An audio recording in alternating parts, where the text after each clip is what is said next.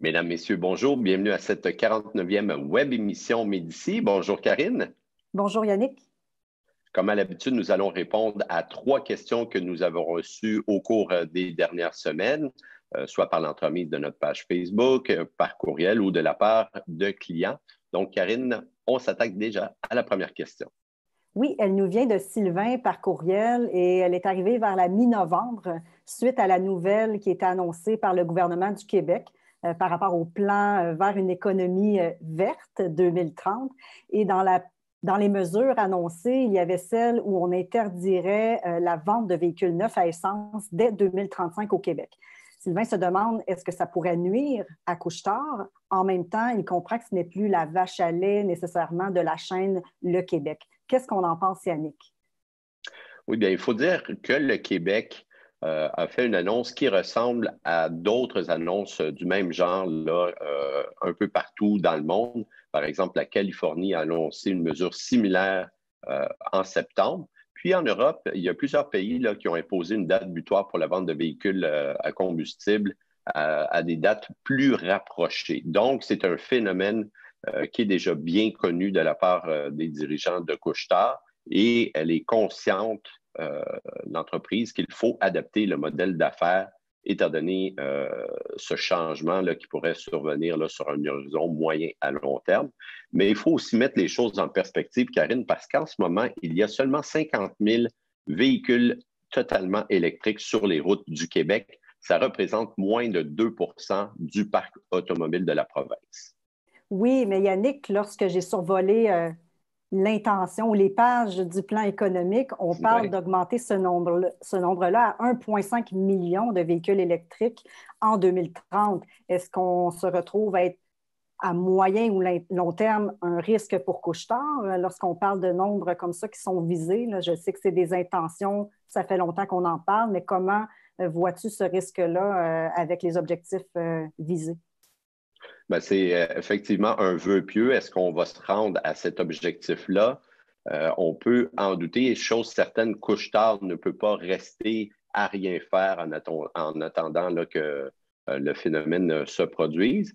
Mais entre-temps, Karine, il y a d'autres phénomènes là, qui peuvent représenter des risques que la direction de Couche-Tard doit évaluer. Les automobiles qui sont vendues gagnent en efficacité énergétique. Elles consomment moins d'essence avec les véhicules hybrides, par exemple. Donc ça va avoir un effet peut-être un petit peu plus important que les véhicules électriques là, dans un horizon de 7 à 10 ans. Donc, la direction de Couche-Tard teste toutes sortes d'initiatives dans le cadre de ce qu'elle appelle sa 4e révolution.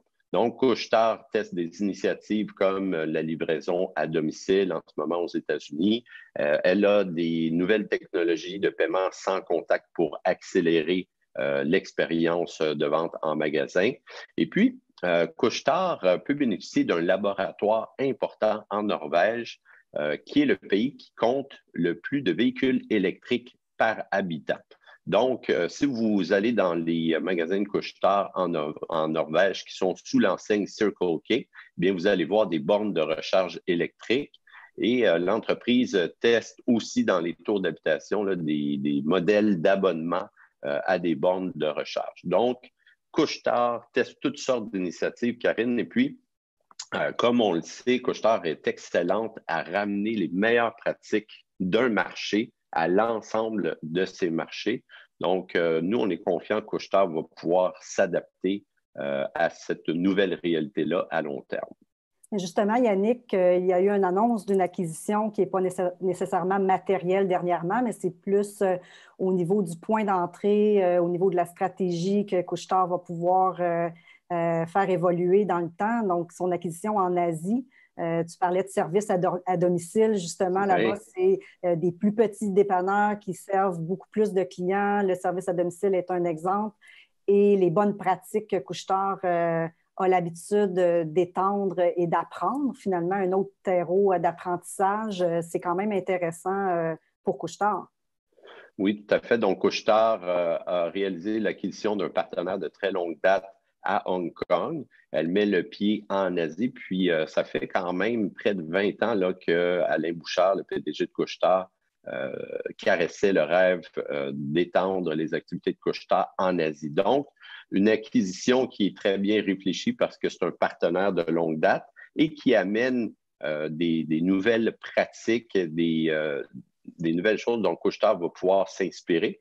Et ce qui est intéressant, comme on l'a vu à l'écran, c'est qu'il y a beaucoup de magasins qui ne comportent pas de stations-service, qui sont situés dans des marchés où il y a une haute densité, comme près des stations de métro.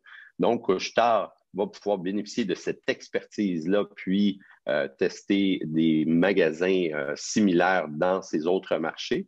Et puis, il faut savoir aussi que Karine Couche-Tard a déjà des magasins qui sont dépourvus de postes d'essence, que ce soit au Québec ou aux États-Unis. Donc, elle est capable déjà d'exploiter ce type de magasin-là. Puis, avec l'acquisition qu'elle a faite en Asie, on voit que Couche-Tard a encore un grand potentiel de consolidation du marché. Et c'est ça la force de Couche-Tard, c'est d'être un excellent consolidateur. Et puis ça va amener une croissance encore pendant de nombreuses années. Et en ce moment, Couche-Tard peut aussi gagner des parts de marché là, sur des chaînes indépendantes qui n'ont pas les mêmes ressources pour adapter leur modèle d'affaires.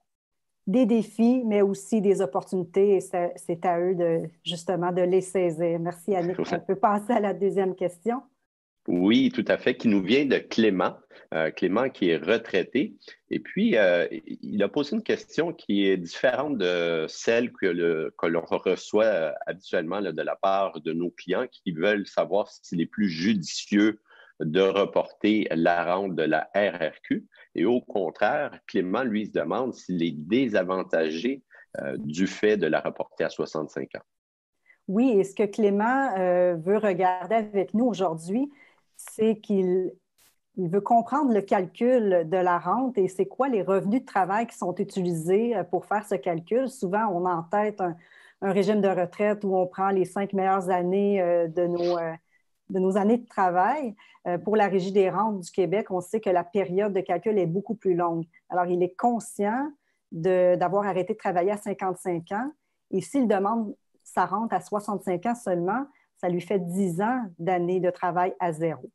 Sans entrer dans les calculs compliqués aujourd'hui, Yannick, on va quand même prendre l'exemple de Clément. S'il prend sa rente à 65 ans, qu'est-ce que ça va avoir comme effet? C'est facile, la date de début, Yannick, c'est lorsqu'on a 18 ans, à moins qu'on soit né avant 1966, mais ce n'est pas le cas ici. Alors, Clément a eu 18 ans en 1977. C'est le début de sa période de cotisation, même s'il n'a pas travaillé jusqu'à 24 ans. C'est ce que Clément nous a dit. Par la suite, il a toujours travaillé jusqu'à 55 ans. La fin, et c'est là que les clients, c'est rare que, soit qu'ils nous posent la question ou qu'ils savent, là, cette petite twist-là, si on peut dire, ce n'est pas le moment où il a décidé d'arrêter de travailler. C'est le moment où il va demander sa rente. Donc, dans son cas, à lui, ça serait 65 ans. La période lui donnerait 564 mois. On nous permet quand même, Yannick, de retrancher des revenus plus faibles. C'est normal. Au début de notre carrière, lorsqu'on est aux études, on a des faibles revenus ou pas de revenus du tout. Et c'est 15 comme je te mentionnais. Et c'est assez facile comme calcul. Ça te donne 85 mois. Donc, pour Clément, 85 mois qu'il peut retrancher comme ça. Oui, mais si je comprends bien, Karine, il y a plus que 85 mois là, avec des revenus qui sont nuls. Est-ce qu'il devrait donc prendre sa rente plus tôt? Tu as raison, Yannick. Il faut répondre oui à Clément qu'il est désavantagé, qu'il n'aura pas la pleine rente à 65 ans. Est-ce que ça fait en sorte qu'il ne doit pas reporter? Pas nécessairement parce qu'on a quand même la pénalité qui s'applique. Ça ne veut pas dire qu'il diminue, la rente est diminuée d'un côté, que ça ne soit pas nettement avantagé par le fait de reporter, de ne pas payer la pénalité. Alors, la première des choses que je rappelle, c'est d'aller chercher votre relevé de participation. Clément l'a sûrement fait, mais d'aller valider ce qui est à votre dossier. J'ai déjà vu avec des clients des erreurs qui avaient des années à zéro alors que ça ne devait pas. Il peut y avoir d'autres exclusions aussi qui est propre à votre situation. Si vous avez reçu des allocations familiales pour des enfants en bas de 7 ans, on vous permet aussi de retrancher ces années-là. Si vous avez une rente d'invalidité de la RRQ, par exemple, aussi, d'aller vérifier ça. Et une fois qu'on a en main les chiffres, bien, comme d'habitude, Yannick, c'est plate, mais ça dépend de la situation de chaque client. On peut faire des scénarios entre 64 ou 65 ans, on prend des hypothèses de rendement, on regarde à quel âge on va être indifférent entre les deux scénarios, mais il y a des facteurs personnels aussi, des fois l'état de santé qui entre en ligne de compte. Ce que je dirais, c'est qu'il faut savoir comment fonctionne ce calcul-là et ça peut influencer la décision de Clément, par exemple, de la prendre à 64, 64,5 ou 65. Il va peut-être rentabiliser son choix plus tard compte tenu du fait qu'il va avoir une rente diminuée. C'était une question là, qui est très intéressante à regarder et on a toutes les sortes de cas chez Médicis. Oui, c'est du cas par cas et ça nous amène, Karine, à la dernière question sur Canadian Tire. Oui, les derniers résultats sont sortis, de bons résultats, Yannick. Donc, Pierre nous demande si on est surpris aussi de ces résultats-là. Et une deuxième partie à cette question, c'est est-ce que cette croissance-là va être soutenue dans le temps pour le détaillant? Qu'est-ce qu'on en pense? Oui, Karine, les résultats de Canadian Tire lors des 3 derniers mois peuvent laisser penser qu'il y a un nouveau souffle de croissance important chez Canadian Tire parce que les ventes comparables, c'est-à-dire les ventes des commerces qui sont ouverts depuis au moins un an, ont augmenté de 19 et ça se compare à une croissance plus normale de 4 la même période de l'an dernier. Et tu parles, Yannick, de toutes les enseignes. C'est important de rappeler qu'il y a plusieurs enseignes à l'intérieur du groupe de Canadian Tire. C'est une excellente précision, Karine, parce que Canadian Tire, ce n'est pas seulement les magasins éponymes, là, c'est Sport Expert, Sport Check, l'Équipeur et d'autres détaillances plus spécialisées en hockey. Elle détient aussi la marque Helly Hansen. Donc, bref, Canadian Tire a pas mal consolidé le secteur du détail au Canada dans les dernières années, donc dans son créneau.